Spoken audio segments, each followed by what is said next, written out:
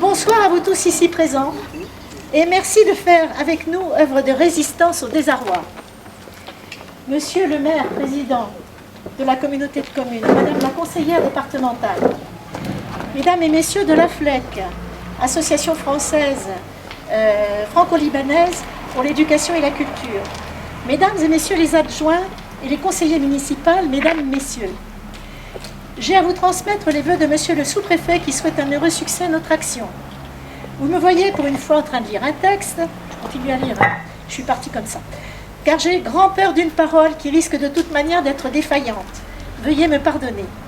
Vous êtes tous, à des titres divers, impliqués dans ces jours de confinement.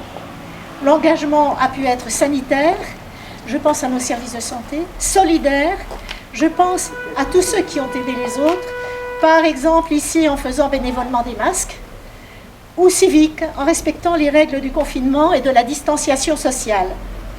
Pour nous, nous avons voulu faire œuvre d'écoute et de partage dans cette période très déstabilisante qui remet en cause nos valeurs et nos modes de vie tout en invitant chacun à un repli sur soi. Comment est née cette idée d'échange de témoignages? Je revenais le 9 mars d'une mission au Pérou destinée à soutenir et développer la création d'un atelier de couture et d'artisanat créé en annexe à un collège dans les hauteurs andines de Huancavelica. J'avais pour projet de faire venir pour le bicentenaire un groupe d'enfants danseurs de ciseaux, projet qui crée beaucoup d'expectatives. Le 16 mars, nous entrions en confinement, comme nos amis péruviens. Nous avons immédiatement mis en place une stratégie d'échange inédite pour nous. Communication par Zoom ou WhatsApp, merci Nathalie, avec des membres piliers de notre groupe ici au Pérou. Nous avions besoin de nous donner des nouvelles et de voir comment nous rapprocher. C'est alors qu'un des jeunes de l'INSA Lyon, association Indie Action, a proposé l'idée d'échanger des témoignages virtuels du ressenti de chacun. Dessins, peintures, textes, vidéos. Petit hommage à ces jeunes formidables qui se sont engagés à fond pour soutenir l'opération. Toujours présente à nos réunions du dimanche, nous en avons fait 13, Laura et Axel ont accompagné cette opération d'une belle campagne Facebook associant le public tous les samedis au choix des meilleurs dessins parvenus lors d'un concours un peu particulier à leur initiative. Certains l'ont vu sans doute sur certains sites de Semblançay. Voilà. Elles ont aussi créé le DVD qui accompagne notre catalogue d'exposition sur leur propre matériel et dans des conditions non professionnelles. Cela n'enlève rien à la qualité de leur discours et de leur présentation. Écoutez-les, c'est la voix du cœur et de l'intelligence qui parle. Très vite, nous avons eu des témoignages émouvants et de qualité. D'abord, le cheval malade du coronavirus, peint par une équipe du Club Poney de l'IME à l'orée du confinement. Il reflète bien les angoisses et espoirs qui nous animent tous et il est devenu notre mascotte. Les autres témoignages sont également remarquables et pleins de créativité. Puis, les élèves de l'UIN se sont mobilisés, ainsi que le collège Santa Isabel de Antarocha. Ils sont partenaires depuis 5 ans. Puis, le LFI de Dubaï, le lycée français international, notre fidèle partenaire, lui-même investi dans une stratégie de témoignage autour du thème du confinement. Ensuite viennent l'école Sainte-Bernadette de Beauvais, sans oublier l'INSA, toujours en première ligne, et puis le Chili et le Sénégal. Le comble de l'engagement a été celui du Pérou. Un concours promu par la direction déconcentrée de la culture, la DRAC locale, et l'UREL, c'est-à-dire l'émanation du ministère de l'Éducation, patronné par la centrale, les ministères de la Culture et de l'Éducation. À l'initiative de Damian de la Cruz, directeur régional de la culture, que certains d'entre vous connaissent pour l'avoir vu en tant que maître de danse, de ballet, de danse de ciseaux, a été lancé ce concours à tous les jeunes collégiens de Huancavelica, Mi patrimonio a los ojos del mundo, mon patrimoine aux yeux du monde. Il s'agissait clairement pour eux de se ressourcer en plongeant dans leurs racines, dans les racines de leur identité et de créer pour exister dans toute leur dignité de partenaires de parole. Le résultat est assez remarquable. 25 dessins ou peintures sur 287 nous ont été envoyés, créés dans le contexte le plus défavorisé du point de vue des ressources Internet. Tirons-en des leçons. Ces échanges ont duré environ 5 mois et ont abouti à ce résultat, soutenu par l'édition du catalogue et du DVD. Cette exposition, nous envisageons de la partager et nous avons déjà quelques projets au Collège de l'Huine, à l'INSA Lyon, à Paris, au Centre culturel péruvien qui travaille de près pour la diffusion de la culture péruvienne avec l'ambassade. Et ailleurs, si nous pouvons envisager une collaboration avec d'autres partenaires. La direction déconcentrée de la culture attend de voir s'éclaircir un paysage encore bien sombre au Pérou avant d'envisager sa propre exposition des merveilles qui ont été produites ici et là-bas avec le soutien de notre catalogue. Le rôle du Pérou dans cette aventure légitime la présence d'une telle exposition dans le cadre de la célébration du bicentenaire de la Fondation du Pérou l'an prochain, à laquelle nous essaierons de participer à notre manière. Comment remercier tous ceux qui nous ont permis d'aboutir? C'est un challenge, comme vous pouvez le constater en lisant la liste de remerciements figurant dans le catalogue. Citons tout de même quelques protagonistes significatifs. Sur Semblançay, Monsieur le maire, président de la communauté de communes et ses équipes, l'IME et son directeur général, sa directrice ici présente, qui nous ont apporté une aide capitale, logistique, pour l'encadrement notamment des tableaux, avec une mention spéciale pour Magali Loton, je ne sais pas si elle est là, mais elle est sur tous les fonds. Elle est là? Elle est de l'autre côté. Elle est en train de préparer le buffet. Elle a fait des choses. C'est une fille exceptionnelle. Les associations Sénophérie et les membres de Yachachi qui se sont investis dans la confection des masques, dont vous avez vu une petite fresque de tapisserie à l'intérieur. Au titre départemental et régional, les institutions qui nous ont toujours soutenus, aidés, notamment Madame Brigitte Dupuis, conseillère départementale ici présente, et s'entraider, Anthony, qui est présent également, et qui nous a accompagnés jusqu'au Pérou pour jauger un peu les conditions dans lesquelles nous travaillons, et qui, je pense, en a gardé un bon souvenir. Voilà. Au titre, bien sûr, Indie Action de l'INSA Lyon, dont j'ai déjà parlé du rôle déterminant plus avant, et puis au-delà de nos frontières, de prestigieux appuis, le lycée français international de Dubaï et la FLEC. Hein. Excusez-moi, je vous coupe la vue. Hein. Bon.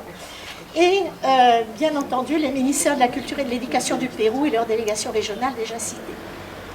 Enfin, tous les collèges et institutions qui sont entrés dans la ronde, que j'ai déjà nommé, sans oublier les soutiens individuels qui se reconnaîtront et ne m'en voudront pas, j'espère, de ne pas les citer. Effort collectif de rapprochement en cette période de repli sur soi qui nous permet d'affirmer, tout en prenant soin de nous, l'urgence d'une foi en l'avenir. Portez-vous bien et ayez confiance. Bravo.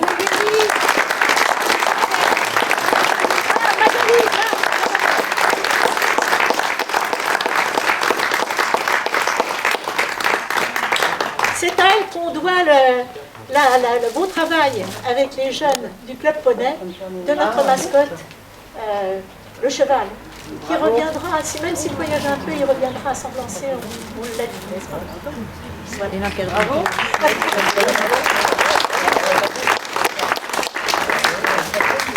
Monsieur le maire, madame la conseillère, chers amis, alors je dois dire que c'est avec bonheur que je suis venu ici pour représenter la FLEC, l'Association française franco-libanaise pour l'éducation et la culture, qui a plusieurs établissements au Liban, qui est durement touché actuellement, et puis également aux Émirats arabes unis, à Dubaï et à Abu Dhabi. 2 à Dubaï et 1 à Abu Dhabi. Et je dois dire aussi que je me permets en tout début de citer également le fait qu'au niveau de cette association qui est ici représentée et dont je vais parler un tout petit peu, je dois préciser qu'on le doit aussi à une personne qui est dans l'Assemblée, qui est membre de votre association et qui a été proviseur de l'établissement de Dubaï pendant 9 années, 10 années, et qui a œuvré énormément à ce qu'il y ait ce rapprochement. Alors Madame la Présidente, vous avez parlé de solidarité et en même temps, je voudrais parler aussi d'éducation. Et puis, ce que j'ai entendu quand vous avez parlé de l'IEM, de ces élèves qui sont là-bas au Pérou, mais également des élèves qui sont au Liban ou aux Émirats, en l'occurrence aux Émirats, c'est aussi une forme de solidarité éducative. Et actuellement, on a besoin d'écoles. On a tous besoin d'écoles, ils ont tous besoin d'écoles, et c'est aussi une façon de se rapprocher. C'est une forme de solidarité. Montrer que, au-delà de ce qui arrive actuellement, de ce grand malheur qui nous parcourt, qui nous transperce, si vous voulez, eh bien, il y a aussi des éléments humains qui peuvent attacher les uns aux autres. Alors, effectivement, le lycée de Dubaï a œuvré depuis quelques années au niveau de votre association. Des élèves de ce lycée sont allés au Pérou, ont pu voir cette fameuse danse des 6 ans en l'occurrence, mais ils ont surtout, ce qui était l'intérêt, aidé à mettre en place des éléments éducatifs complémentaires qui n'étaient pas présents ces élèves-là au Pérou, dans les conditions dans lesquelles ils étaient.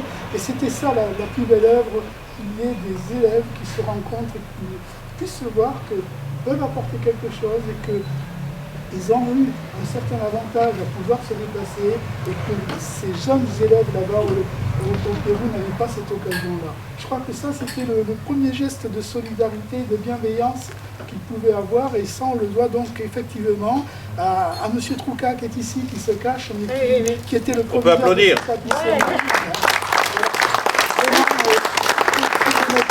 Il a énormément aidé.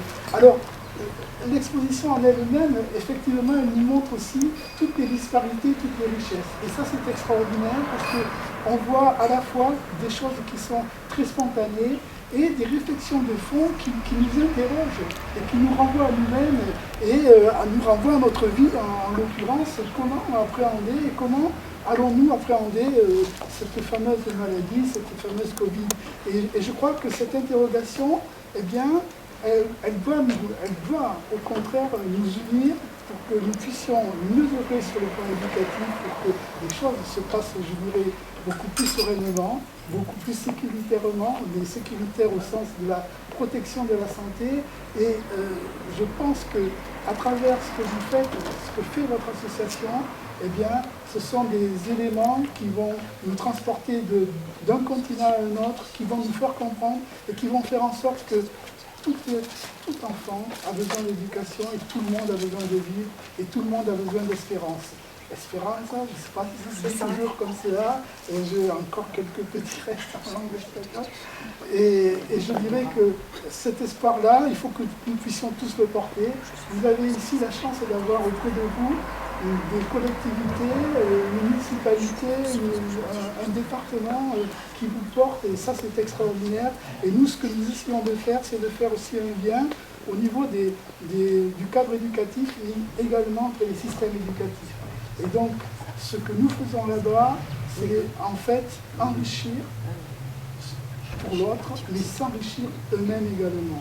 Voilà notre objectif, et en tout cas, je crois qu'il ne sera jamais aussi bon que ce qui se fait actuellement à votre niveau, parce que c'est vraiment extraordinaire d'avoir, je dirais, un tel engagement pour ce cadre-là et pour ces élèves-là au niveau du Pérou.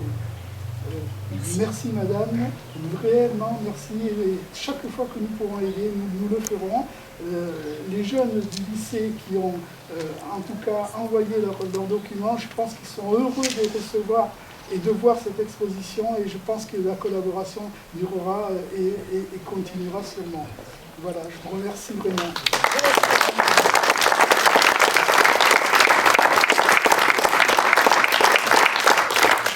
Bonsoir à tous. Alors Elisabeth, c'est vrai que ça fait quelques années qu'on se connaît. Hein. C'est vrai que je souhaite vraiment vous accompagner parce que vous êtes vraiment la lueur, une lumière ici à Semblançay, et vous investissez tellement tous les ans dans les manifestations que vous menez. Donc vraiment un grand merci à vous, puis aussi à tous ceux qui vous entourent, hein, parce que c'est pas rien, c'est un gros travail aussi. Mais surtout, je voulais vous dire que ce soir, eh bien, en effet, on va voyager ici, à travers le Liban, à travers Dubaï, à travers le pays, à travers la France, à travers Semblançay. Voilà. Et c'est vrai que cette exposition de ces jeunes, on voit à travers cette crise sanitaire que nous subissons tous actuellement, à travers ces écrits, ces dessins, ces peintures, on se rend compte aussi de la difficulté que nous avons traversée, aussi bien les jeunes que les moins jeunes, hein, mais dire aussi combien ça a été difficile, et que vraiment ce soir, grâce à vous Elisabeth, on est vraiment très heureux de se retrouver. Et encore, je vous dis un grand merci et bravo pour tout. Et c'est vrai que le département sera là, à vos côtés. Hein, Elisabeth, il n'y a pas de souci. Merci. Merci à tous.